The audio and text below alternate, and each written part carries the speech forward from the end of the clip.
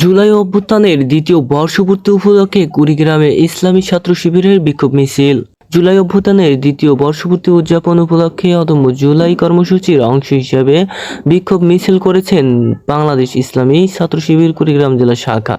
বুধবার 16 জুলাই বিকেল 5টায় কুড়িগ্রাম আলিয়া মাদ্রাসা প্রাঙ্গণ থেকে জেলা সভাপতি মোশাররফ হোসেনের নেতৃত্বে দ্বিতীয় বর্ষপূর্তি বিক্ষোভ মিছিলটি শুরু হয়। মিছিলটি শহরের বিভিন্ন গুরুত্বপূর্ণ সড়ক প্রদক্ষিণ করে কলেজ মোড়ে শেষ হয়। মিছিলে প্রধান অতিথি হিসেবে উপস্থিত ছিলেন বাংলাদেশ জামায়াতে ইসলামী কুড়িগ্রাম জেলা শাখার আমির অধ্যাপক আজিজুর রহমান। এছাড়াও জেলা ও বিভিন্ন উপজেলার পর্যায়ের নেতৃকর্মীরা অংশগ্রহণ করেন। সমাবেশে বক্তারা বলেন, জুলাই অভ্যুত্থানের শহীদদের আত্মত্যাগ জাতি কখনো ভুলবে না। তারা দ্রুত জুলাই সনদ বাস্তবায়ন, অভ্যুত্থানে নিহত সকল শহীদদের হত্যাকাণ্ডের সুষ্ঠু বিচার এবং দায়ীদের দৃষ্টান্তমূলক শাস্তির দাবি জানান। বক্তারা আরো বলেন, শহীদদের রক্তের বিনিময়ে অর্জিত গণ আকাঙ্ক্ষা বাস্তবায়নের মাধ্যমে একটি বৈষম্যহীন, ন্যায় ভিত্তিক ও গণতান্ত্রিক বাংলাদেশ গড়ে তুলতে হবে। Abdullah Al Mamun, news desk, ATV Bangladesh.